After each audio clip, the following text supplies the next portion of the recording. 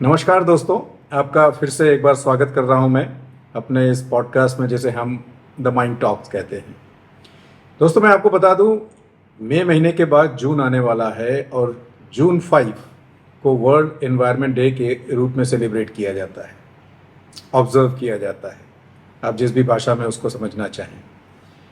चूँकि मैं खुद एक एनवायरमेंटलिस्ट रहा हूँ और अभी भी काम करता हूँ इस फील्ड में लिमिटेड वे में, तो मैंने सोचा क्यों ना कुछ चुनिंदा लोगों को आपसे मुलाकात कराई जाए जो मेरे विचारों से मेल खाते हैं। क्योंकि एनवायरनमेंट एक ऐसा फील्ड है जिसमें विभिन्न प्रकार के लोग कार्यरत हैं और अलग अलग माइंड के साथ कार्य करते हैं। तो इस जून के महीने में मैं आपके पास 3 पॉडकास्ट लाने वाला हूं। पहला पॉडकास्ट मैं आपको जिस गेस्ट से मिलवाने वाला हूं उनका है, जो कि आज प्रसारित हो रहा है। दूसरा पॉडकास्ट मैं आपको एक वेस्ट वाटर ट्रीटमेंट एक्सपर्ट से मिलाने वाला हूं, जो कि निहायत ही स्किलफुल हैं और उनकी अपनी एक बड़ी खास जर्नी रही है और उन्होंने बड़े अच्छे ढंग से नेविगेट किया है इस murky water of waste water consultancy. और उसके बाद मैं खुद अपना ही कहानी आपको सुनाऊंगा, क्योंकि अभी तक मैं ढूंढ रहा था कि कोई ऐसा व्यक्ति, मेल या फीमेल, मिले जो मेरी कहानी मेरी ही तरह निकलवा पाए जैसा कि मैं दूसरों से निकालता हूँ। तो ये 3 पॉडकास्ट आपके पास जून में आने वाले हैं, तीनों ही एनवायरनमेंट से रिलेटेड है। आज के जो हमारे गेस्ट हैं, ऑफ कोर्स सबसे पहले इनको मौका मिलना चाहिए क्योंकि ये गवर्नमेंट साइड को बिलोंग करते हैं। ये पोल्यूशन कंट्रोल बोर्ड में काम करते थे और हाल में ये रिटायर हुए हैं। उड़ीसा पोल्यूशन कंट्रोल बोर्ड को ये बिलोंग करते हैं। इनका नाम है श्री निहार रंजन साहू। और मैं इनको थोड़ा सा आपको मैं ब्रीफ दे दूं, मैं इनको क्यों यहाँ पे बुलाया, क्योंकि मुझे लगता है काफ़ी हद तक ये बड़े ही ईमानदार अपने कार्यों के प्रति रहे हैं। इन्होंने लोगों को हेल्प करना चाहा है, इवन इंडस्ट्री को भी हेल्प करना चाहा इन ए पॉजिटिव वे। तो अगर सस्टेनेबल डेवलपमेंट की हम बात करते हैं तो ये शायद इन्होंने अपनी तरफ से अच्छी कोशिश की। कितनी अच्छी कोशिश की मुझे नहीं पता, आपको ईमानदारी से बताऊं तो ले चलता हूं, बात करते हैं और इनसे बड़ी ही मैं खरे खरे क्वेश्चन पूछने वाला हूं, तो आपको एंजॉयमेंट आएगा।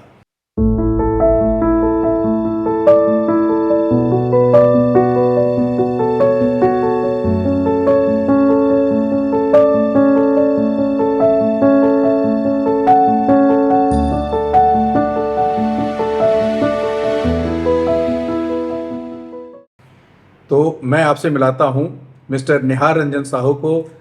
साहू साहब, आपका स्वागत है हमारे पॉडकास्ट में आज। और थैंक यू, नमस्कार। उम्मीद करते हैं कि हमारी जो आज की बात होगी बड़ी ही खरी खरी होगी और आपके लिए बहुत ज़्यादा चैलेंजिंग ना हो जाए। तो आप अगर आज्ञा देते हैं साहू साहब तो हम आगे बढ़ें। थैंक यू आनंद। वैसे हर चैलेंज के लिए तैयार हूँ, क्योंकि मुझे लगता है कि हमने हर कुछ जो भी किया है अब तक मेरे करियर में, have done it with very very open mind. Yes yes yes, that is what I have heard, you know. कई बार मैं दरअसल आज के ज़माने में फेस वैल्यू पे, although you have been a friend also of mine, but फिर भी आप जिस डिपार्टमेंट को बिलोंग करते हैं और जिस प्रकार का इमेज है, नॉट ओनली इन इंडिया, बाहर भी होगा, आई डोंट नो। तो इसलिए मैंने सोचा कि मैं डायरेक्ट ही आपसे पूछूंगा ऑन कैमरा, और उसके बाद जो रिस्पॉन्स आता है वो दर्शक देखें, उनकी मर्जी है। तो निहार साहब, आप रिसेंटली अभी रिटायर हुए हैं उड़ीसा पोल्यूशन कंट्रोल बोर्ड से। जी। क्या था आपका डेजिग्नेशन? मैं चीफ एनवायरमेंटल इंजीनियर था और मैं रिटायर हुआ हूँ जनवरी 31 को। जनवरी 31 को आप रिटायर हुए, और लगभग कितने साल का ड्यूरेशन था आपके जॉब का? मेरा जॉब लगभग 38 ईयर्स का था। ओके, 38 ईयर्स आपने सर्व किया उड़ीसा पोल्यूशन कंट्रोल बोर्ड में, at different level of positions, starting from scientist में भी। No, starting from an assistant environmental engineer till chief environmental engineer. From assistant to chief, इसमें आपको 38 ईयर्स लग गए। ये ठीक थे या कम थे या ज्यादा थे? मेरे हिसाब से बिल्कुल सही थे। अच्छा, बिल्कुल सही है। आई डोंट नो, मुझे लगा क्योंकि मैं लकी साबित हुआ हूँ जितना मेरा कैरियर ग्रोथ हुआ है पोल्यूशन कंट्रोल बोर्ड में, उड़ीसा पोल्यूशन कंट्रोल बोर्ड में, and that's quite satisfactory. And मेरे ख्याल से मैं अपने पीयर ग्रुप में जितने सब इतनी प्रोग्रेस शायद किसी की भी ना हुआ हो।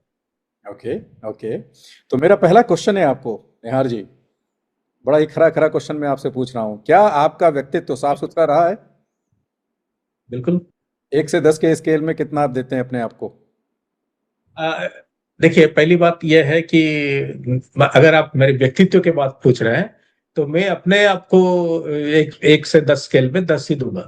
जी, पहली बात आपने बोली, दूसरी क्या है इसमें? कुछ कहना चाहते हैं, ऐड करना चाह रहे हैं आप? नहीं नहीं, ऐड नहीं करना चाहता हूँ, आपने व्यक्तित्व की बात पूछी, तो हाँ, मैं आज साफ सुथरे व्यक्तित्व मतलब की, साफ सुथरे व्यक्तित्व हाँ की। साफ, हाँ मतलब आपकी मेरी व्यक्तित्व कितनी साफ सुथरा है, हाँ, यही है ना। तो उस हिसाब से आई थिंक मैं अपने आप को 1 to 10 स्केल में 10 ही दूंगा। बहुत बढ़िया। लेकिन बाकी एक्चुअली होता यही है कि दूसरे लोगों को जो देखने वाले हैं, जो मेरे से डील कर रहे थे, उनकी ओपिनियन ज्यादा मैटर करता है कि वो क्या सोचते हैं। तो वही अगला प्रश्न था मेरा, आप कितने कॉन्फिडेंट हैं कि जो भी आपके टच में आए, 1-2 अपवाद भी होंगे, ज्यादातर आपके व्यक्तित्व को 10 ही नंबर देंगे? कितने परसेंट आपको लगता है कॉन्फिडेंस? मुझे तो लगता है सारे जो भी मेरे कांटेक्ट में आए, हाँ। एंड इवन इवन मैं इसलिए बोल रहा हूँ क्योंकि अभी मैं सर्विस में नहीं हूँ। हम्म। फिर भी there are people who come in, I mean we discuss and they also consult and so on. तो उनका रवैया वही रहा है, जितना मैं फील करता हूँ कि उनके their body language, the approach, attitude, everything से मैं फील करता हूँ कि शायद वो दे सकते हैं।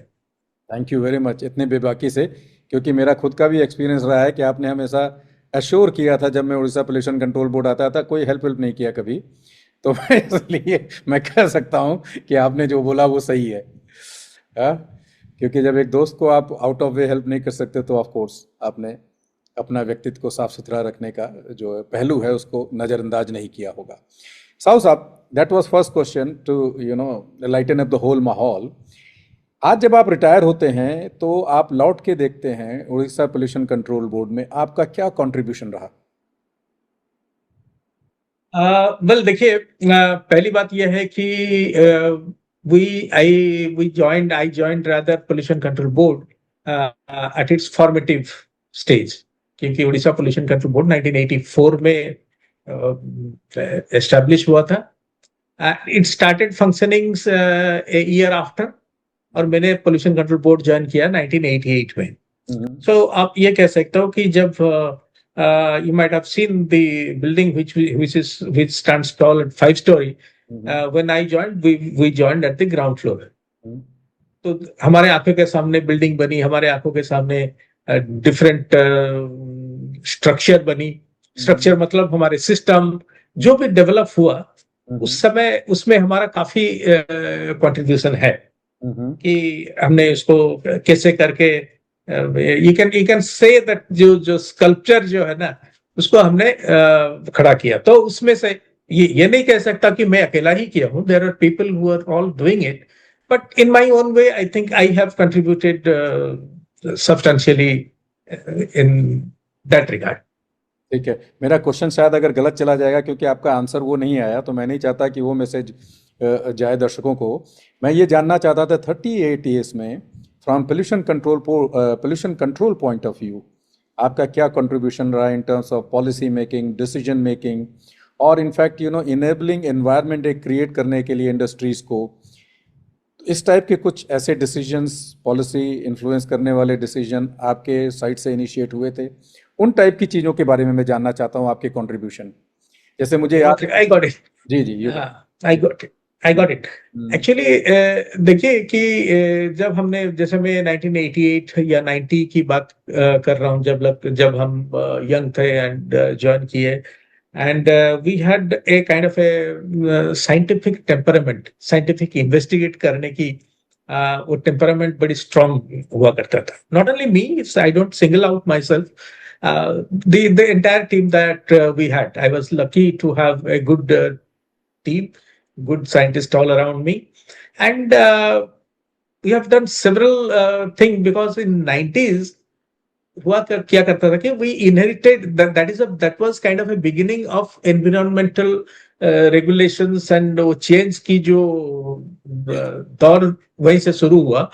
And then, so you can say that we inherited some bad technology, polluting technology we have been living with.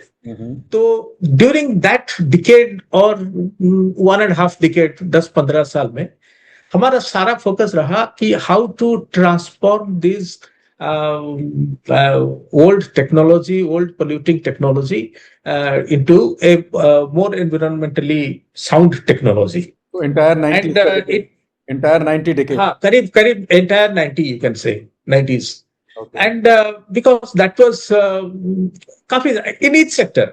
तो I cannot just single out कि जैसे मान लीजिए कि in steel we used to have open hearth furnaces that has to be replaced with a new kind of furnace. Coke ovens, aluminium. हमारे उस समय HSS technology हुआ करती थी, एल्यूमिनियम बनती थी, and that used to consume lot of fluoride emissions बहुत होता था.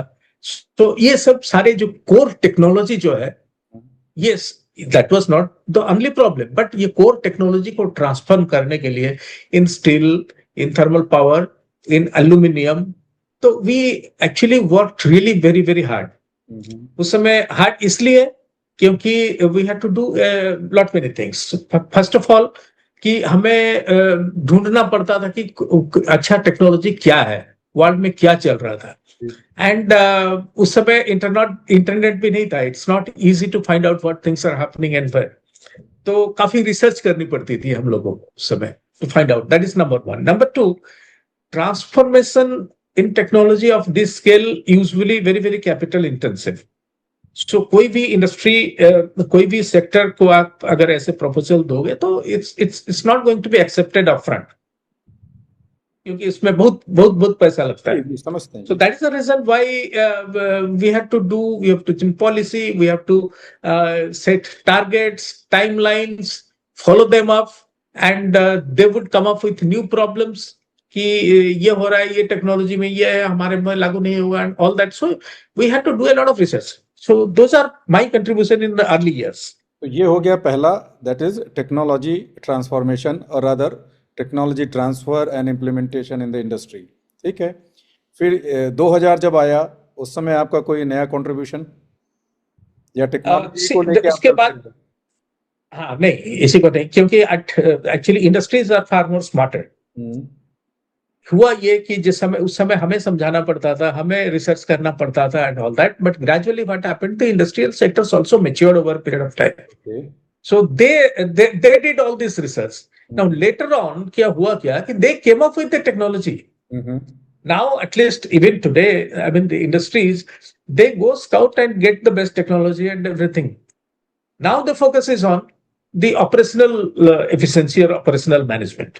ऑपरेशनल मैनेजमेंट में जो एनवायरमेंटल मॉनिटरिंग बहुत बड़ा the key factors. Operational management, मान लीजिए कि आपका एयर पोल्यूशन कंट्रोल इक्विपमेंट सही चल रहा है, नहीं चल रहा है, आप हरदम चला रहे नहीं चला रहे हैं, आप कभी वेस्ट वाटर आपका डिस्चार्ज कर दे रहे हैं, और you are disposing of your solid waste और hazardous waste here and there. मतलब है टेक्नोलॉजी ट्रांसफर या ट्रांसफॉर्मेशन, उसके बाद आप मॉनिटरिंग पे आप लोगों ने एम्फसाइज किया. It means you launch new monitoring equipment, new monitoring techniques, ये सारी चीजें आप लोगों ने फिर किया, ये कहना चाह रहा है? Yes exactly. And then what else? क्योंकि निहाल साहू जी 38 इयर्स में आपने बिल्डिंग बनवाया, पोल्यूशन कंट्रोल बोर्ड की अपनी एक एंटिटी, आइडेंटिटी क्रिएट की, टेक्नोलॉजी ट्रांसफर में यूज किया, रादर हेल्प किया इंडस्ट्रीज को, फिर मॉनिटरिंग को स्ट्रेंथन किया. Then what else? How else you look back and see your contribution? I mean, these are the two. See, पहले ये जो मॉनिटरिंग जो है, these are all continuous process.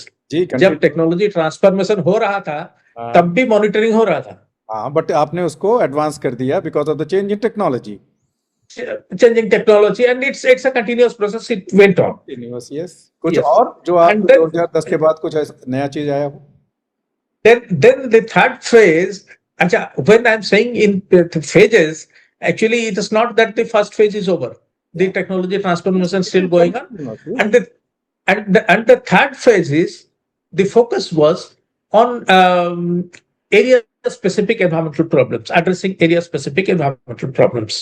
For example, ये हम जब भी बात कर रहे हैं सब industry specific, unit specific problems, किसका ये टेक्नोलॉजी बदलना है, किसका ये करना है. But despite all that, it is that we found that there are environmental hotspots. We have critically polluted areas, severely polluted area. उसमें बताएं कुछ, आपने कुछ ऐसा अलग प्रकार का काम किया, क्योंकि ये टेक्नोलॉजी एंड ऑल तो पूरा नेशनल मूवमेंट चल ही रहा था. So when it to area specific, do you have any experience? आप can you look back and we in fact ये बताओ कि जब हमने एक आया था, I think you might have heard about Comprehensive Environmental Pollution Index. Yes. It was IIT Delhi and yes, so उसका जब IIT Delhi, CPCB and respective state pollution control board, they identified. Carrying capacity का भी आपके पास आया था? Yes. Carrying capacity, तो carrying capacity बताएं sir, क्या हुआ उनका? देखिए, कैरिंग कैपेसिटी में अभी जैसे बताए, हम एक्चुअली ये कैरिंग कैपेसिटी स्टडी हमने किया. आई थिंक ओडिशा में 2 कैरिंग कैपेसिटी स्टडी भी करवाए. उसमें मेरा पर्सनल ओपिनियन अभी है ऐसा कि the manner in which we do it's a very very extensive study, और ये स्टडी टाइम कंज्यूमिंग, और हमारी कंट्री अभी इतने फास्ट चेंजेस हो रहा है. By the time the result comes, it's of kind of a no use, उतना यूज नहीं हो पाता है. तो हमें चाहिए, that is the reason why I said कि ये comprehensive environmental pollution index, it's a quick tool to evaluate the environmental status or environmental condition of an area. उसमें आपके इतने एक्सटेंसिव कैरिंग कैपेसिटी करने की जरूरत नहीं है, बिकॉज मेरे ख्याल से परहैप्स हमारी कंप्लीट अंडरस्टैंडिंग भी नहीं है हमारी कंट्री में कि कैरिंग कैपेसिटी स्टडी होता क्या है. And maybe in some places we are living beyond the carrying capacity in many of the places, because we are a populous country. हमारे पॉपुलेशन भी बहुत ज्यादा है, हमारे इकोनॉमिक एक्टिविटी बहुत ज्यादा है. तो मैं समझा, मैं आपसे ये पूछना चाहता हूँ, तो carrying capacity, comprehensive pollution monitoring, या आपने बताया जो भी मैट्रिक्स या एरिया मैप डेवलप किया, वो आपका थर्ड, अगर मैं मानूं, after technology transformation then came the monitoring, stricter monitoring and all, advance monitoring system, and then this. Beyond it? नहीं, you can broadly divide this into this 3 phases, you can say. अब मेरा बेबाक question आ रहा है, मैं इसलिए आपको रोका कि हमें बहुत सारे क्वेश्चंस आपसे पूछने हैं. एक पोल्यूशन कंट्रोल बोर्ड क्या सिर्फ इंडस्ट्री लिमिटेड होता है, या उसके दायरे में बहुत सारी और भी चीज़ें आती हैं? जब भी मैं किसी पोल्यूशन कंट्रोल बोर्ड ऑफिसर से या जनरली बात करते हैं तो लगता है जैसे वो सिर्फ इंडस्ट्री के लिए काम करते हैं. इंडस्ट्री के लिए नहीं, मतलब इंडस्ट्री रिलेटेड पोल्यूशन प्रिवेंशन के लिए काम करते हैं. कभी मैंने किसी को ये नहीं बात करते सुना कि उन्होंने वेस्ट वाटर के लिए, इतने होटलों के लिए कुछ नई पॉलिसी लाई, रेस्टोरेंट्स के लिए कुछ पॉलिसी लाया, नए जो जितने ये रेजिडेंशियल सोसाइटी आते हैं उसमें उनका कोई रोल है. कभी किसी पोल्यूशन बोर्ड के अधिकारी ने इन सब चीज़ों के लिए कभी ध्यान ही नहीं दिया. नॉइज पोल्यूशन के लिए कभी वो बात नहीं करते, डीजी सेट के लिए भी वो बात नहीं करते. ऐसा क्यों है? देखिए आनंद जी, हम अब अगर हम अपना एक्ट्स एंड रूल्स को देखेंगे, there are not only this, I think you left vehicular pollution के बाद पोल्यूशन कंट्रोल बोर्ड नहीं करते. तो इसमें है क्या, हमारे एक्ट में जो प्रोविजन ऐसा ही है. For example noise pollution control करना, वो जो हमारे नॉइज पोल्यूशन कंट्रोल रूल जो बना हुआ है, उसमें अथॉरिटी पुलिस और डिस्ट्रिक्ट मजिस्ट्रेट को दिया गया है. They are the authority to do that. आप अगर देखेंगे, मान लीजिए बायोमेडिकल वेस्ट मैनेजमेंट में उसको one part, the technical part only is looked after the pollution control board. बाकी जो remaining है, सरकारी अस्पताल है and ये है, तो वो सब health department also equally is a big stakeholder. Municipal waste में municipal corporations, housing, urban development department, they are also they are bigger stakeholder, I can say. क्योंकि एक्चुअली सी, अगर हम अप्रोच देखेंगे, how do we control pollution from entities. Let us, because I think we can divide them into two parts. One is the environmental pollution caused by certain entities, and environmental pollution caused by some collective environmental. For example, vehicular. इसमें क्या है कि हम सब थोड़े थोड़े करते हैं, but then the cumulative impact is quite high. तो इस हिसाब से there will be a different strategy, we can talk about it later. But ये जो है ना, जो एंटिटी, जो हॉस्पिटल्स है, इंडस्ट्रीज है, म्युनिसिपैलिटीज है, तो इसके इनको रेगुलेट करने की मैकेनिज्म भी तरह तरह की अलग होती है। रादर इंडस्ट्रियल पोल्यूशन कंट्रोल को रेगुलेट करना बड़ा स्ट्रेट फॉरवर्ड है, because you will find that एक तो प्यूरिटी मेजर्स है कि आप किसी इंडस्ट्री को क्लोज कर सकते हो, आप किसी को पेनलाइज कर सकते हो, उनके नाम में केस कर सकते हो. So you can use some sort of regulatory force to regulate them. मैं आपसे ये पूछना चाहता हूँ यही कि इसका मतलब है पोल्यूशन कंट्रोल बोर्ड सिर्फ इंडस्ट्रियल पोल्यूशन कंट्रोल बोर्ड को मॉनिटर और जो भी है उनको कंट्रोल करने के लिए एक यूनिट रह गया है, बाकियों में उनकी मॉनिटरिंग वगैरह नहीं चलती? नहीं चलती है बिल्कुल. I think that is where you are getting me wrong. उसमें क्या है कि हाउसिंग, जैसे मैंने बताया कि बाकियों में, इसमें इंडस्ट्रीज में pollution control board is the only authority. उसमें pollution control board has, for example let us say municipal waste management. Municipal waste management में मान लीजिए कहीं म्युनिसिपल ये डंप हो रहा है एंड डंप हो रहा है, सो पोल्यूशन कंट्रोल बोर्ड का जो रोल है दैट इज टू मॉनिटर कि उसकी एनवायरमेंटल इम्पैक्ट क्या हो रहा है एक डंप साइट का, to advise the municipal authority कि आपको क्या करना है. It's the municipal authority has to do it. Now the question is the approach that pollution control board can adopt in case of an industry, it cannot apply the same technique, same mechanism with the municipality, with a hospital. So there are differences. That is the reason why it's not visible. And ये जो visibility की बात है, the optics की बात करना है, हम एक्चुअली इन अ सोसाइटी अगर कुछ हार्श एक्शन अगर होता है तो इट बिकम्स विजिबल. न्यूज़पेपर में आता है, इधर आता है, उधर आता है, so that is how it becomes visible. But वहां पर भी जो एक्शन हो रहा है, so it's not visible to the general people. उसमें क्या डेवलपमेंट हो रहा है, because people, if you are going to hospital, you are going for a different purpose. Nobody goes there to see whether they are managing waste properly or not managing the waste properly, whether they are sending it. It all are happening very, very silently. And it is happening behind the scene. So, and those contributions are something different. Perhaps people do not realize. But things are happening. यहाँ मेरा एक question है आपसे. आपने बोला जैसे hospital का, मान लीजिए मैं एनवायरमेंट एक्सपर्ट हूँ तो मैं जाता हूँ, मैं ये जरूर देखता हूँ चीज़ें हैं.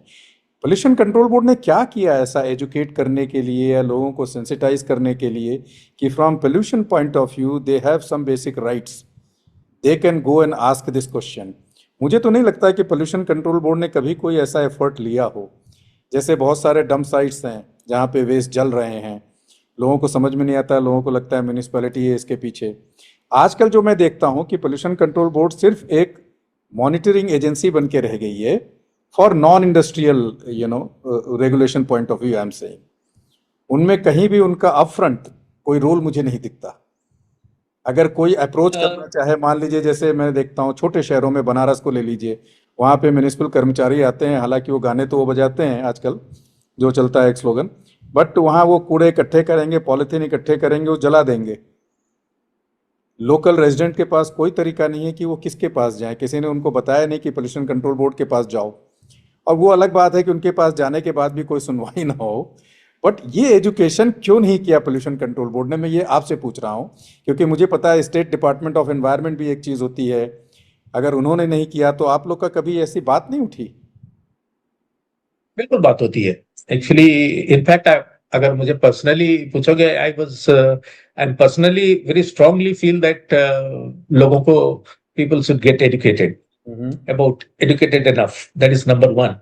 I agree to some extent on this respect कि हम जो पोल्यूशन कंट्रोल बोर्ड का response to grievance related to environmental pollution जो ग्रीवेंस है वो सही ढंग से नहीं हो पाता है। फॉर एग्जाम्पल मुझे तो लगता है कई बार कि शायद पोल्यूशन कंट्रोल बोर्ड में we are also not very sure how to address the issue. There many issues, right.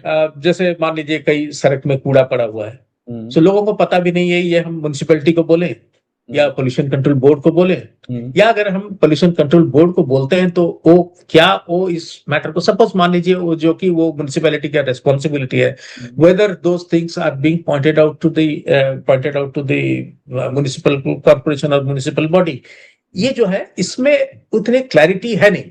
I truly agree, because लोग भी कंफ्यूज है कि हम किसे इंफॉर्मेशन दें, बट उसमें काफी एफर्ट लगा हुआ है। In fact starting from ministry of environment and forest and CPCB, her matter में मैं एक एग्जांपल दूंगा। जब अभी तो बता रहा था जैसे कि हम I was looking after the area wide addressing, trying to address the area wide problems, so I was also looking after the urban air pollution. I was the state nodal officer for national clean air program for Odisha. Okay. तो उसमें क्या है कि हम लोग I personally took it up saying that कि हम शहर में जगह जगह वो डिस्प्ले बोर्ड लगाएंगे एयर क्वालिटी के बारे में, and I also wanted that let people talk about the air quality. जैसे हम लोग नॉर्मली होता क्या है कि आई स्ट्रांगली बिलीव कि गर्मी होती है, people are eagerly, you ask anybody they will tell कि what was today's temperature, but if you ask people कि आज का PM10 PM2.5 कितना है, शायद लोग नहीं बता पाएंगे। That is because we have not been able to effectively communicate people की एयर क्वालिटी कितना होना चाहिए और कितना है एंड ऑल दैट। तो उसमें काफी टाइम लगता है, actually it's not very easy, so time लगता है, but we have made people aware about it. तो उसमें ये मैं कहने का मतलब ये है कि उसमें क्या हम लोग एक उस पोर्टल में हमने एक पोर्टल क्रिएट किया, we wanted people to learn about it, and then we also have a grievance के लिए एक प्रोविजन भी रखा गया। If anybody has any grievance, we developed a mobile app जिसमें आप फोटो लेके, पिक्चर लेके, you can also do many thing, but unfortunately कुछ उसमें ग्रीवेंस आया ही नहीं। मतलब 5 साल में 1-2 आए। इसका मतलब है perhaps we have not been able to communicate people that yes, there is a kind of a mechanism you can use it, tool that they can use it. तो हो सकता है, I mean that because effective communication is a very complex, and we पता नहीं, मुझे लगता है कि as an engineer I am a very bad communicator, but then yes, that is okay, that is it. that is your personal skill or no skill, but मैं आपसे इसलिए बेबाकी से पूछ रहा हूँ निहार जी, क्योंकि अब आप रिटायर्ड हो गए हैं तो शायद आप अच्छी बातें कर पाएंगे, नहीं तो आपके ऑफिस में आते तो आप ये नहीं कहते। मुझे बड़ी हैरानगी होती है, इलेक्शन होते हैं 1.5 महीने 2 महीने 15 दिन 20 दिन हाय हल्ला इधर उधर होता रहता है। पोल्यूशन कंट्रोल बोर्ड अब क्यों नहीं कुछ इनोवेटिव वे में सोच सकती है, वो भी क्यों नहीं 10 दिन का एक कैंपेन चला सकते हैं, कि जब हम बहुत सारे कैंपेन कर सकते हैं, इलेक्शन के कैंपेन आप देखते होंगे, विभिन्न प्रकार के कैंपेन होते हैं। पोल्यूशन कंट्रोल बोर्ड मेरा मानना है कि सिर्फ एक पैसिव एंटिटी बन के रह गया है, क्योंकि इंडस्ट्री का होल्ड है उनके पास, इसलिए वो उसी में इन्वॉल्व रहना चाहते हैं। बाकी जो भी सिविक एरियाज़ हैं, जो उनकी ड्यूटी है, वो समहाउ उसको बस मैनेज कर रहे हैं, उसके एक पार्ट बन के रह गए हैं, बट अप फ्रंट वो उसमें अपना रोल नहीं प्ले करते हैं। इस वजह से हम देखते हैं सड़कों पे कहीं कूड़े डंप हैं, कहीं कूड़े जल रहे हैं। आप रेजिडेंशियल सोसाइटी में जाएंगे, वहाँ पे भी प्रॉब्लम्स हैं। आई डोंट नो ट्रैफिक में आप लोगों का क्या रोल है, ये सारे रोल को बाहर आना चाहिए। आई डोंट नो क्यों पोल्यूशन कंट्रोल बोर्ड इन चीज़ों को अप फ्रंट वे में लाना नहीं चाहती, स्पेशली ऑन 5 बोलिए तो। There are few reasons actually. वैसे अगर आप बोलेंगे, yes, you have been rightly being distinguishing between these two approaches, क्योंकि industries में the regulation is quite straightforward, the violations are easy to detect, and it's also very easy for somebody, I mean the regulator, the police, to identify who the responsible person is for that. But there are 2-3 reasons. पहला तो यह है कि ये जो pollution होता है ये थोड़ा कॉम्प्लेक्स नेचर का होता है. Many people are involved in doing this. That's number one. Number two, see, you can also say that Pollution Control Board, even if we say that it's a kind of a independent body, but it's truly not independent. We have the topmost persons of the Pollution Control Board. They also come from the same bureaucracy that governs municipalities, that governs the health, and that governs. So there is a वो distinction नहीं है.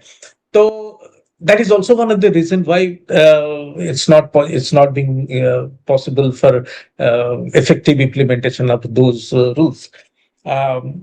In fact, I am not naming it. When I was really very we are young, उस समय क्या हुआ था कि it's just an incident. Perhaps it will be very amusing for you to learn.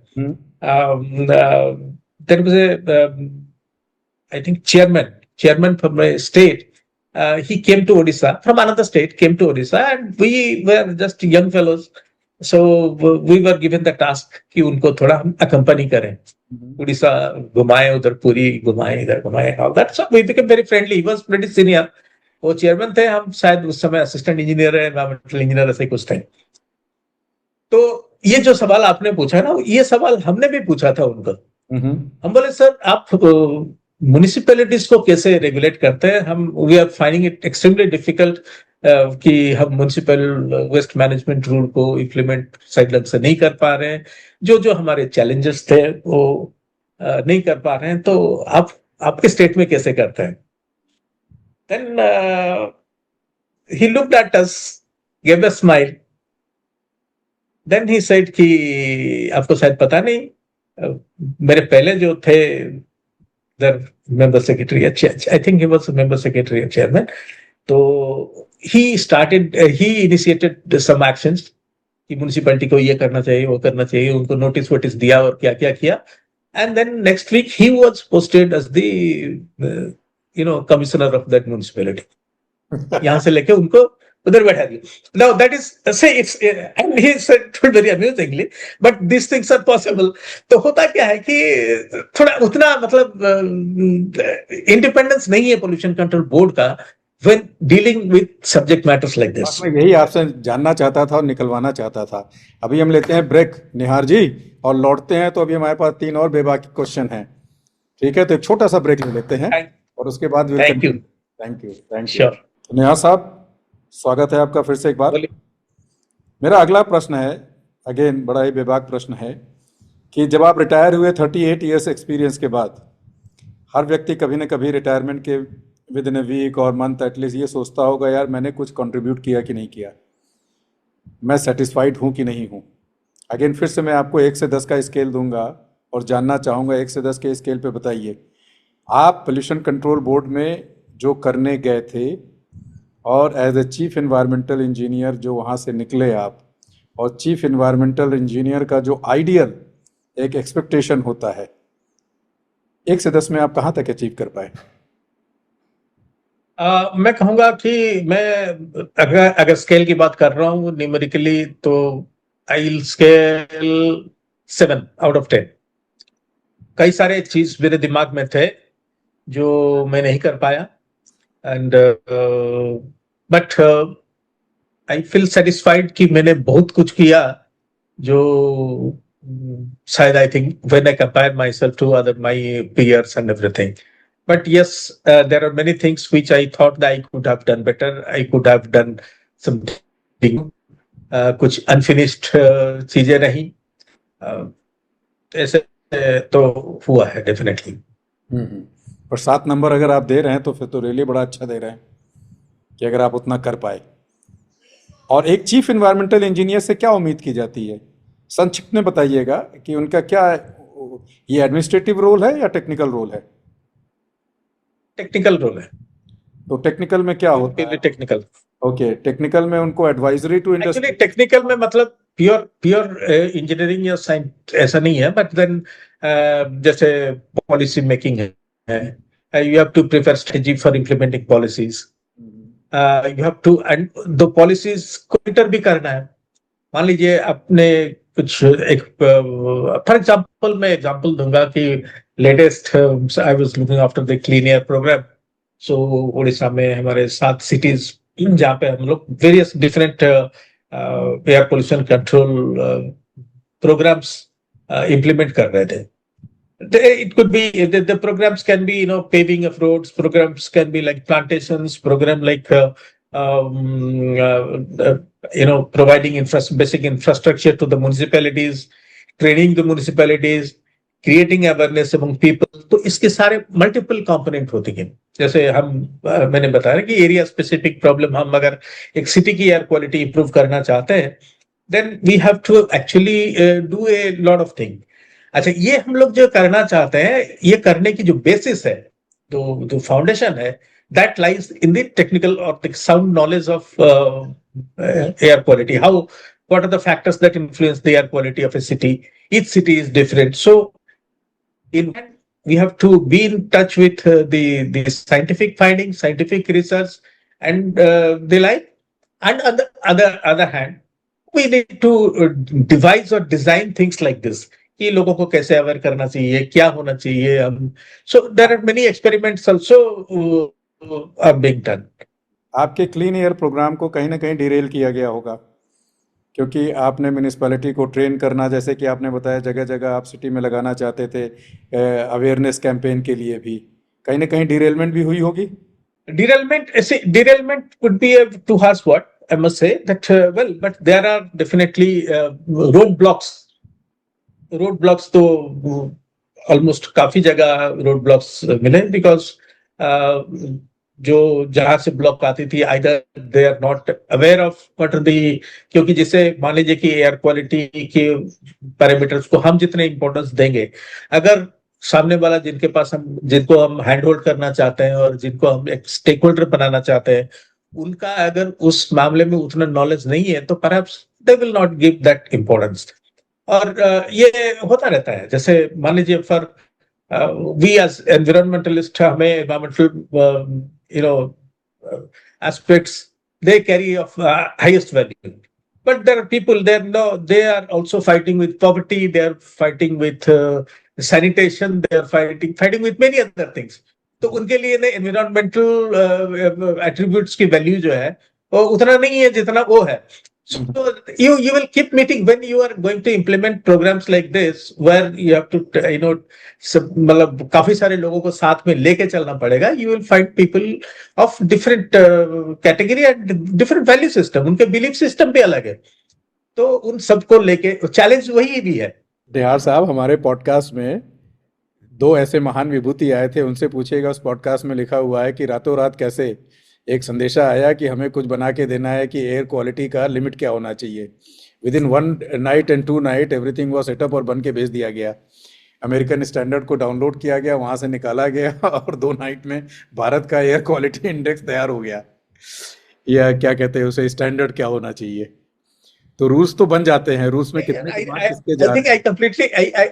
I completely disagree with you on this, because हमारे जो है WHO standard से काफी रिलैक्स स्टैंडर्ड है, and the India is also being criticised for that, और ये relax standard भी हम मीट नहीं कर पाते हैं। See I mean, so that is a criticism, global criticism that we are used to get, कि आप WHO स्टैंडर्ड से कितने पीछे हैं।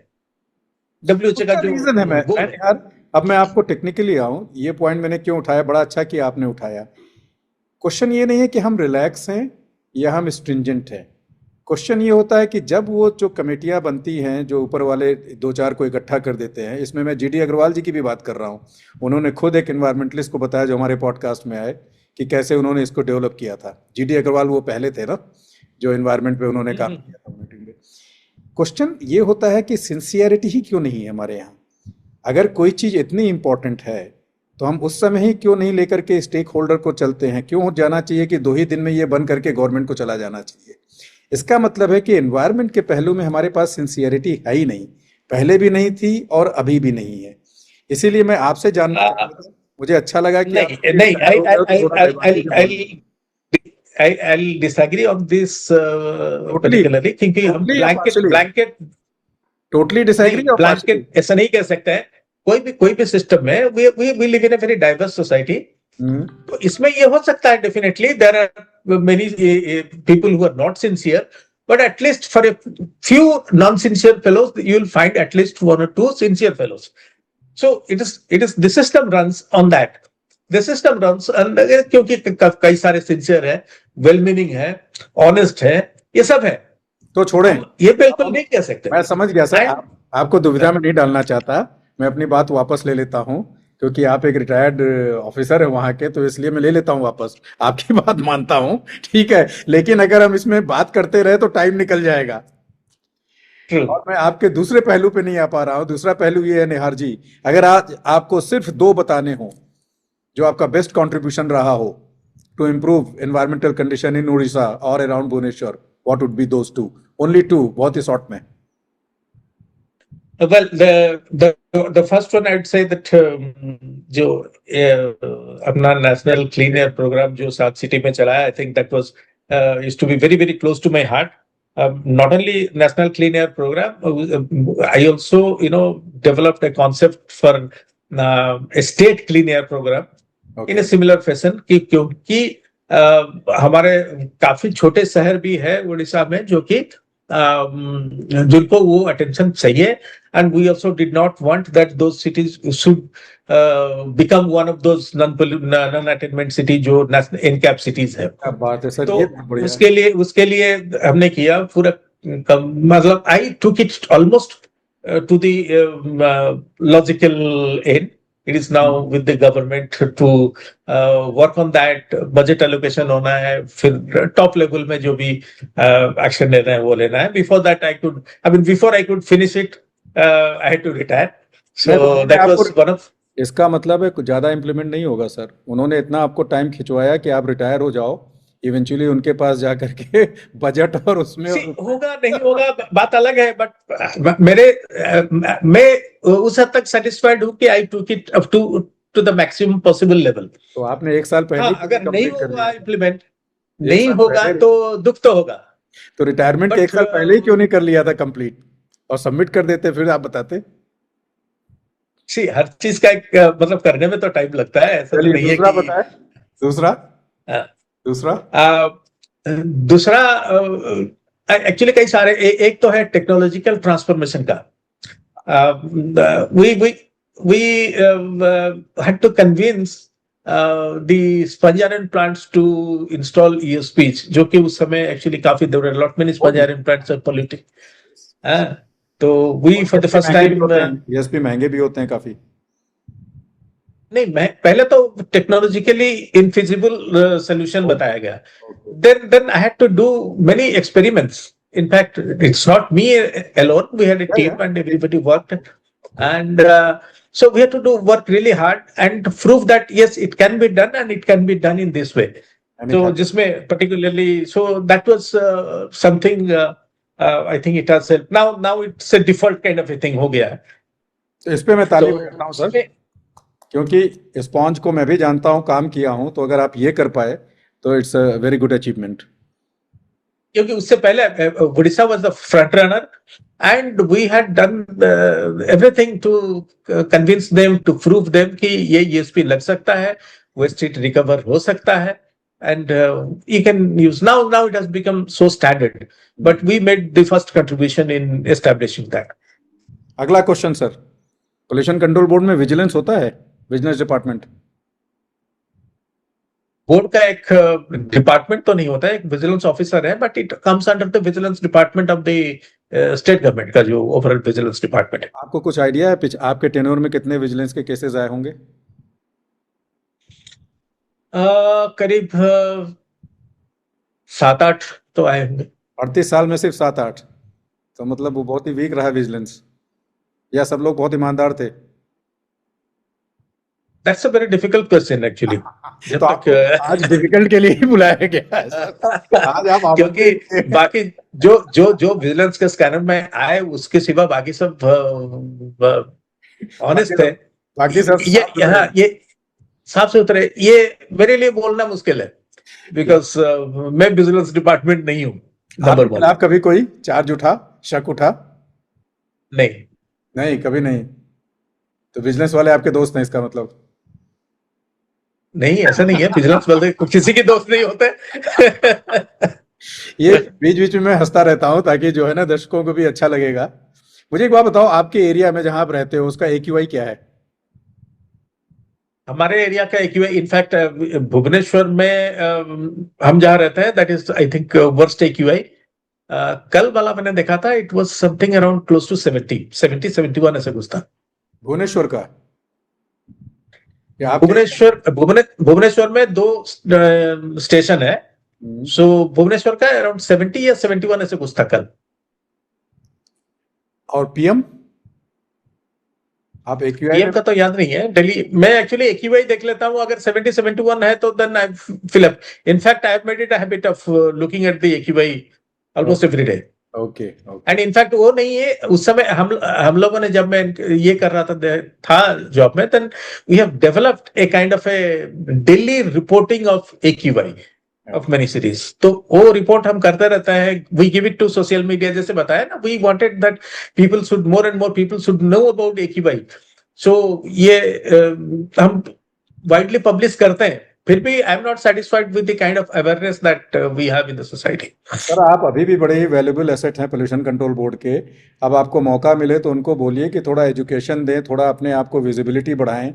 एक पोर्टल खोल देने से कि वहाँ कंप्लेन कर दो, ग्रीवांस कर दो, किसी को कुछ नहीं पता।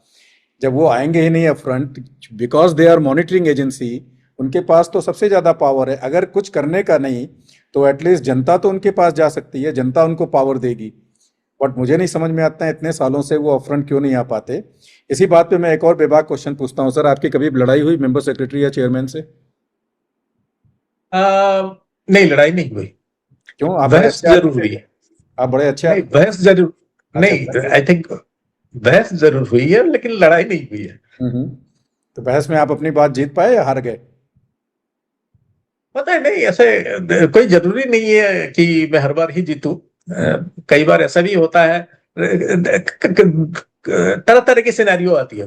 हाँ। एक तो रियलाइज होता है कि नहीं नहीं, शायद मैं गलत था, hmm, in between between the arguments. Hmm, कभी कभी ये होता है, हम जीत भी जाते हैं, then I used to prove that yes it can happen. Hmm, and कभी कभी ऐसा होता है कि हम मुझे रियलाइजेशन होता भी नहीं है, हमें लगता है कि नहीं मैं सही हूं, लेकिन जब बॉस के सामने, ठीक है चलो, अगर if you insist then let's do that, वो भी होता है। 5 जून को कैसे मनाते थे आप लोग? अगर पोल्यूशन कंट्रोल बोर्ड 5 जून को किस नज़र से देखता है वर्ल्ड एनवायरनमेंट डे को? वर्ल्ड एनवायरनमेंट काफी इंपॉर्टेंट है पोल्यूशन कंट्रोल बोर्ड में, and even forest environment department में। It's a important day for the board, and not many things are being done. क्या? जैसे एक तो फोकस रहता है कि हमें कुछ publications, actually that is a day when the board usually publish various reports, ये सब क्या क्या जो भी है, different departments they wanted to showcase. So it's a kind of a showcase हम pollution control board करता है कि हमने क्या किया है, क्या नहीं किया है, and all that. That is one. Second is involvement of students. काफी स्टूडेंट को लेके काइंड ऑफ एन एग्जीबिशन, ये वो कुछ कुछ होता रहता है। That is how you make the young minds aware of environmental pollution. And और कुछ होता है, अगर कुछ अच्छी, जैसे मान लीजिए कि लास्ट ईयर हमने एक मोबाइल वाटर क्वालिटी, जैसे आपने एक बताया था ना कि कैसे होता है कि हाउसिंग सोसाइटी में अभी होता है कि अगर हम हाउसिंग सोसाइटी में देखा जाए तो when they get the environmental clearance, everybody has got has to have a STP. But होता क्या है कि एसटीपी लग जाने के बाद जब लोग रहने लगते हैं तो एसटीपी को मेंटेन करना होता है, एसटीपी को चलाना होता है and all that.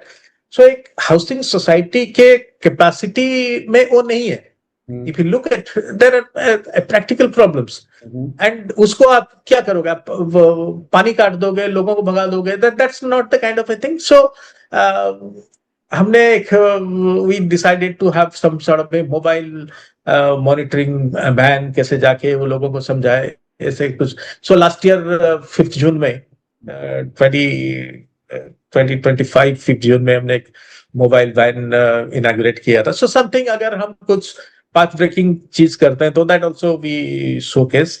And usually these events are attended by the either the chief minister or kind of environment minister, जो कि क्या कुछ बात है। मैसेजिंग करते हैं कि I mean maybe their message perhaps have more impact on people than we do. आप तो So these are certain assembly things. आप असेंबली में बैठते थे क्वेश्चंस के लिए भी, आई बिलीव। Yes. कभी आपने चेक किया जब वोट देने के पहले कि किसी एक पॉलिटिकल पार्टी के मैनिफेस्टो में कुछ एनवायरनमेंट के लिए है कि नहीं? Actually, that is unfortunately कई सालों तक perhaps इलेक्शन मैनिफेस्टो में एनवायरमेंट या एनवायरमेंट रिलेटेड कोई भी सब्जेक्ट फीचर नहीं करता था। बट धीरे धीरे वन थिंग, बिकॉज जैसे मैंने बताया ना, ये क्लीन एयर प्रोग्राम हमने 5 साल चलाई अभी 2019 से, मोर देन 5 years, एंड अभी एटलीस्ट बोथ स्टेट इलेक्शन और and the city election, city government का जो इलेक्शन होता है ना, मेयर, कॉर्पोरेटर वगैरह, तो उसमें air quality came of very very prominently उनकी मैनिफेस्टेशन। पार्टी जीती या हार गई? एक्चुअली हर एक पार्टी का मैनिफेस्टो में होता तो तो ठीक है, तो ठीक है, नहीं तो मुझे लगा कि जिसने डाला वो गया। ये अच्छा था, थोड़ा थोड़ा एक कोटा डाल दिया गया है कि चलो भाई ये वाला टिक मार्क हो जाना चाहिए। उन्होंने but actually during particularly this clean air program में हम लोग एक there is international day for clean air, तो सितंबर में आता है वो, एंड उस समय हम लोग वी इन्वॉल्व पीपल, हम लोग थोड़ा प्रमोट करते थे साइकिलिंग के लिए, because Bhubaneswar is a small city. हम लोग चाहे कि साइकिलिंग का जो कोई मतलब sports, cycling as a sports and hobbyist जो है उनको बुलाया जाए, साइकिलिंग को प्रमोट किया जाए। निहार सर, ये बड़ा अच्छा होता है जब आप लोग लॉन्च करते हो, क्योंकि उस समय चाय पानी पीने का मौका होता है, लोग भी आते हैं, स्पीच देते हैं। ये मैं एक बार गया यहाँ पे लोधी रोड में दिल्ली में कि लाओ साइकिल चलाते हैं, मैं और मेरी बेटी ढूंढते रह गए उस ऐप से, ये करो वो करो वो करो वो करो, कुछ नहीं हुआ। फिर छोड़ के वहां से कैब लिए और चले गए। लॉन्च में तो ये सब बड़े ही अच्छे लगते हैं, नो डाउट, बट प्रैक्टिकली जब जहाँ पे आता है एडमिनिस्ट्रेशन को ये देखना है कि चीज़ें सुविधा से अवेलेबल हों, हम वेस्ट को तो फॉलो कर लेते हैं on paper, but implementation in spirit हमको करना नहीं चाहिए। ये एक्चुअली होता क्या है कि हम लोग जैसे वेस्टर्न कंसेप्ट को बड़ी इजीली कर लेते हैं कि because it looks so fashionable, but यहाँ इम्प्लीमेंटेशन हमारे जो ग्राउंड रियलिटीज अलग है, यहाँ की हमारी इंफ्रास्ट्रक्चर अलग है, हमारे सोशल बिहेवियर अलग है। जैसे साइकिलिंग फॉर एग्जांपल, भुवनेश्वर में we moved ahead a lot, perhaps India में very few cities, Bhubaneswar is one of them. हमारे डेडिकेटेड साइकिलिंग ट्रैक है ऑन मेनी स्ट्रीट्स भुवनेश्वर में। मुझे नहीं पता, तो 15 साल पहले आया था या 10 साल पहले, तो बहुत ही अच्छा। मैं बता रहा हूँ ना, साइकिलिंग ट्रैक है डेडिकेटेड, आज भी है, आपको ट्रैक मिलेगा with proper signage and everything. But होता क्या है कि वहाँ गाड़ी पार्किंग हो जाती है, गाड़ी पार्किंग, वेंडर्स आ जाते हैं, ठेले लगा लेते हैं, वेंडर्स आ जाते हैं। ये होता क्या है कि जो साइकिल लेके जा रहा है तो उसको कोई ही डजंट गेट इट ट्रैक, तो ये होता है। I mean these are the challenges of implementing various policies in India. कैसे होगा सर? 2047 तक विकसित भारत होना है, आप लोग करते जाएंगे, उसमें वेंडिंग मशीन आ जाएगी, वेंडर्स आ जाएंगे, पार्किंग आ जाएगा, तो इनको कैसे इंप्रूव करेंगे? तो पोल्यूशन कंट्रोल बोर्ड के हाथ परसिस्टेंस डेफिनेटली पेज ऑफ। ऐसा नहीं है कि आपको लगता नहीं है, होगा। दिल से लगता है या बोलने के लिए बोल रहे हैं? नहीं, बिल्कुल दिल से लगता है, I strongly believe in that. Not only this, ये मैं अपने जब था मैं जॉब में, I mean, I used to face this kind of a question from my younger colleagues. Okay. तो मैं बोला यार तू निराश तो मत हो। एंड ऑनेस्टली स्पीकिंग, मैंने कभी ऐसा नहीं है कि मेरे फेलियर नहीं हुए। मेरे जैसे मैंने आई think you asked me, I give you 7 out of 10 because I was not able to do 0.3, and that 3 was because of various factors. उसमें मतलब मेरा लैक ऑफ सिंसियरिटी भी फैक्टर हो सकता है इसमें, other environmental factor, external factors भी हो सकता है, कई सारी चीज होती है क्या बात है। जो नहीं हो पाता है। यार साहब, बट जी जी कंप्लीट कर लें। बट तो क्या, मैं इस मतलब निराश नहीं होना है। बहुत बढ़िया, इसीलिए हमने आपको बुलाया ही था सर, क्योंकि मुझे पता है कि आप बड़े ही पॉजिटिव व्यक्ति हैं, और जब आपने अपने आप को ही इतना ज़्यादा मार्क्स दे दिया तो आप सुपर पॉजिटिव हैं, ये मैं समझ गया। तो इसलिए हमारा ये डिस्कशन बड़ा अच्छा गया। चलते चलते मैं दो चीज़ आपको बताऊं और उसके बाद एक लास्ट प्रश्न आपसे पूछूंगा। एक वेस्ट वाटर एक्सपर्ट हैं जिनका भी आगे पॉडकास्ट आएगा, वो कभी किसी एक क्लाइंट के पास गए, क्लाइंट रोता हुआ आया, अब बोला कि आप कंसल्टेंट है, बोले हाँ। तो उसने बताया कि जब ऊपर जाते हैं मर करके, तो यमराज चित्रगुप्त जी से पूछते हैं कि भाई बताओ, तो पूछते हैं इनका नाम क्या है, नाम के बाद वो देखा जाता है, अच्छा ये प्रोफेशन है, उसके हिसाब से इधर उधर जाता है। बोले जब इन्वायरमेंट वाला जाता है ऊपर, यमराज बोलते हैं ये इन्वायरमेंट कंसल्टेंट है, उसको सीधे नरक में भेज देते हैं। तो वो उसने बोला क्यों? कंसल्टेंट को, क्योंकि तुम लोग हाँ, ऐसा काम कर रहे हो, क्लाइंट को ये लगा। अब इस कंसल्टेंट ने क्या जवाब दिया, बोला साहब आप सर्जन हो, उसकी एसटीपी की बात थी, आईटीपी की, आप सर्जन हो, बोले हाँ। आप चमड़ी सिलते हो खोलने के बाद, बोले हाँ। क्या एक मोची क्या करता है, वो भी चमड़ा खोल के सिलता है, कहे हाँ। अब क्या बोला, कोबलर, जो कॉबलर है या मोची, उसको मैं सर्जन बना दूं? तब वो समझे, बोले आपने मिस्टर कॉबलर को कंसल्टेंट लेके रखते हो आप लोग। एसटीपी 6 लाख की आपने ले ली, आप समझ नहीं पाए, जो 12 लाख की वो आपको 6 लाख में बेच गया। ट्रेडिंग वाले, मार्केटिंग वाले ये काम करते हैं, तो क्या होगा इसमें, यही तो होगा ना। और ऐसे ही कंसल्टेंट आजकल कह रहे हैं कि सर इतना ज़्यादा मार्केट में प्रॉब्लम है, अथॉरिटीज़ इतना ज़्यादा प्रेशर है, डिफरेंट टाइप की डिमांड है कि बड़ा मुश्किल हो गया है कंसल्टेंसी करना। ये दोनों बैकग्राउंड के साथ आप क्या मैसेज देना चाहोगे जून 5 को लोगों को इन जनरल? पहले एक्चुअली मैसेजिंग से पहले मैं बोल दूं कि जो consulting perhaps I do not know, but right from the beginning मैं कभी नहीं चाहता था कि कंसल्टेंट बीच में होना चाहिए। जो कर रहा है, आई मीन जो जो द इंडस्ट्री है और अथॉरिटी जो है, वो भले ही म्यूनिसिपैलिटी हो, हॉस्पिटल हो, इंडस्ट्रीज हो, उसको एनवायरमेंटल, उसका अपना एनवायरमेंटल प्रॉब्लम अपने में इंटरनलाइज अगर वो कर सकता है तो वो खुद उसका सोल्यूशन कर सकता है, सही ढंग से करेगा, इंटेंट, रियल इंटेंट आएगा। अब होता क्या है कि हम लोग ये जो system of consultancy is externalising your problems.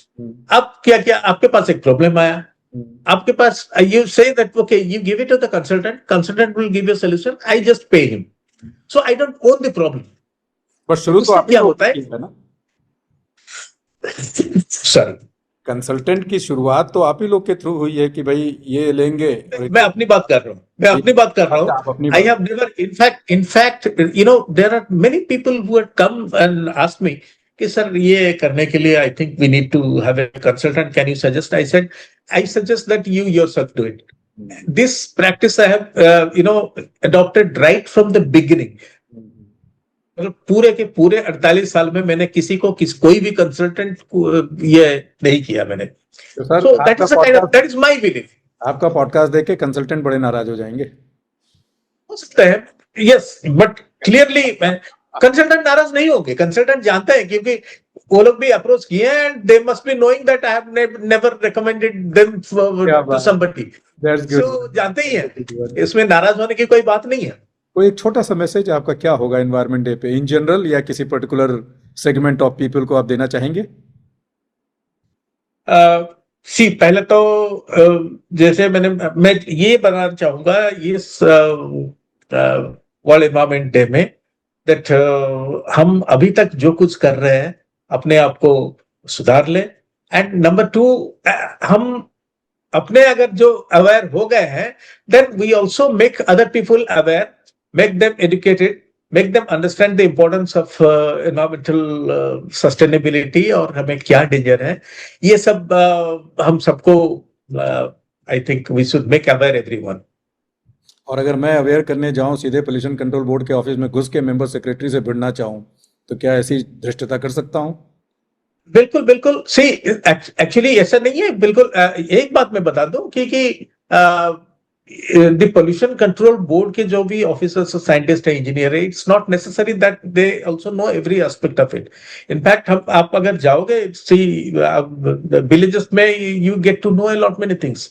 In fact अगर पब्लिक कंप्लेंट की बात करते हो तो when I take public complaints very very seriously, because they are half truth.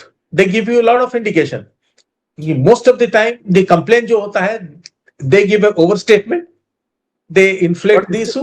या स्टिल दे गिव स्टेटमेंट ना, तो आपको आइडिया लग जाता But होगा. still they give a statement. Yes. Yes. Nihar साहब, थैंक यू वेरी मच. तो हम आपको पास Thank कर you. देते हैं सर. वैसे आज का हमारा पॉडकास्ट पास करने का नहीं था, लेकिन आपकी बातों से हम इतने गदगद हो गए कि चलते हुए एक जो है ना difficult question, most difficult question आपके लिए छोड़ के जा रहे हैं. जा नहीं रहे, पूछ रहे हैं. बोलिए, पूछे. आपकी पत्नी का आपका कैसा इमेज रहा है? आपकी पत्नी नहीं ने समझा आपको नहीं. आपकी पत्नी ने आपको पास कर दिया 1:10 स्केल पे, as a chief environmental engineer, as a husband?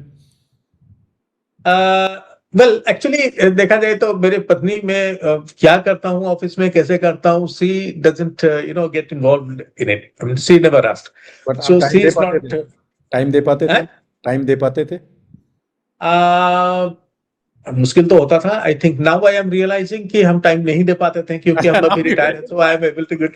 And honestly speaking, मैं when I was in job, at the same time I was also doing lot of research. Basically मैं ऑलमोस्ट माय एंटायर कैरियर में half of the time मैं office में and half of the time I was spending in some either IITs में, इधर उधर मैं अपना करता रहता था. सर वेट करें, तो आपको अब रियलाइज कैसे हो रहा है? क्योंकि उनके पास आपके लिए टाइम नहीं है, इसलिए. शायद हो सकता है. बदला तो नहीं लिया जा रहा है. चाय खुद बना लो, अभी मैं ध्यान में हूँ. वैसे नहीं है, बट अभी रियलाइज हो रहा है नहीं, यस नहीं, तो ये हम काफी ज्यादा टाइम दे पा रहे हैं उनको. तो आगे क्या करना चाहते हैं निहार? आगे क्या आपका है? अभी तो कुछ सोचा नहीं है, but anyway I love kind of, हम अगर ये पोल्यूशन कंट्रोल बोर्ड में नहीं होते तो शायद कहीं कॉलेज में किसी को पढ़ाते होते. तो है दैट्स काइंड ऑफ, ऐसी इच्छा है आपकी पढ़ाने की? ऐसी इच्छा तो है. So I'm not thought of कि exactly क्या किया जाए, क्या किया, लेकिन perhaps maybe मैं कहीं जाके पढ़ाऊँ, वो स्कूल के बच्चे हो या कॉलेज की, यूनिवर्सिटीज की, या ऐसे ही जनरल पब्लिक या इंडस्ट्रीज की. क्योंकि ये जो कैपेसिटी बिल्डिंग बहुत इंपॉर्टेंट है, सोसाइटी का कैपेसिटी बिल्डिंग बहुत इंपॉर्टेंट है. तो हम उम्मीद करते हैं कि आप इसको जरूर टेकअप करें. बल्कि अब सर थोड़ा सा जा करके स्ट्रिक्ट होइए उन लोगों साथ जिनके साथ आपने काम किया, उनके अंडर में किया, कि जो चीज़ें हमारी बातचीत थी और जिनको आप बड़ी अच्छी तरह से जानते हैं, क्यों नहीं कोशिश की जा सकती है उसको करने की. सर चलते चलते मुझे बताएं, जहाँ तक मुझे पता है कि आप एक चैरिटी और फिलांथ्रफी का भी काम कर रहे हैं, वो क्या है? बहुत शॉर्ट में बताइएगा सर. वेल एक्चुअली वो ये सिंपल है कि हम कुछ जरूरतमंदों को कुछ खाना फ्री में डिस्ट्रीब्यूट करते हैं तो द हॉस्पिटल में जो पेशेंट्स आते हैं उनके अटेंडेंट्स को. ओके. तो ये छोटा सा कार्य है. हाँ, छोटा सा ही है. और इसको एक्सपैंड करेंगे या भुवनेश्वर तक ही लिमिटेड है? ये हम अभी कटक में दे रहे हैं. एक्सपैंड मतलब हमारे कैपेसिटी तो नहीं है, मतलब अभी तक तो नहीं है. बहुत सारे चैलेंजेस आ रही हैं अभी. जैसे मान लीजिए कि एलपीजी की शॉर्टेज है, we are finding it difficult to cook and lot many things. अभी every day there is a challenge, new challenge comes up from nowhere. Right. तो होता है अभी, लेकिन जितना दे रहे हैं उसी स्केल में रखेंगे अभी फिलहाल. सर छेना फाड़ा देते हैं? छेना फोड़ा या छेना फाड़ा कहते हैं उसको ना, खाने में स्वीट डिश. छेना फोड़ा नहीं यार, नहीं स्वीट छेना फोड़ा, स्वीट डिश तो नहीं देते हैं यार. We give them some. Cuttack का छेना पोड़ा बहुत फेमस है ना, कटक के एक market. Cuttack, Bhubaneswar, Puri, everywhere chhena poda is very famous. Okay. And what do you like it? Wonderful sir. पहले तो खाते ही थे हम लोग. What about your kids? How many kids you have? I have one son. Okay. What is he doing? He is now working in Ernst & Young. वो भी consulting, you can say is in consulting. वो consulting में ही जाना पड़ा उसको, है पिता नहीं चाहते हैं. Very good. What about your father sir? I believe he work with the steel industry. नहीं नहीं, coal mine he was. No, he was. My father worked in mining industry, coal. And He he was in passed Coal away India. recently. Yes. Okay okay, तो उन्होंने एक बहुत बड़ा vacuum छोड़ा आपके लिए. Have you overcome all those things? Trying to, well, actually overcoming that is impossible, but definitely हम उसको impact को धीरे धीरे तो कम तो करेंगे ही. We'll have to live physically, तो जैसे मेरे पास रहते नहीं थे, but mentally तो हमारे पास थे, हुआ करते थे and all that. But धीरे धीरे ओवरकम कर लेंगे उसको. वेरी गुड सर, आप कर लोगे, और उम्मीद है कि आप हमें माफ करेंगे. आज हमने बड़े डिफिकल्ट क्वेश्चन पूछे, तो ऐसी कोई गिला शिकवा नहीं है ना? In fact, I thoroughly enjoyed it. You enjoyed? मुझे नहीं लगा कि मुझे नहीं लगा कि कोई भी क्वेश्चन कुछ डिफिकल्ट था या मुझे कोई दुविधा में डाला है, ऐसे कुछ है. Because that is the beauty of your personality. Since you are clean, so you don't find anything ना challenging. अगर मेरे अंदर कुछ है तब तो मुझे लगेगा यार मैं अगर उल्टा बोलूंगा तो लोग तो जानते ही हैं. सो इसीलिए मैंने पहला क्वेश्चन आपको पूछा था कि साफ सुथरे हैं, तब मैं कुछ भी पूछूंगा उसका आंसर बड़ा ही ब्यूटीफुल निकल के आएगा. Nihar sir, thank you very much. Thank you very much for giving this opportunity to recording your statements and releasing it to people who would like to hear about your views and your life journey. Thank you. Thank you very much.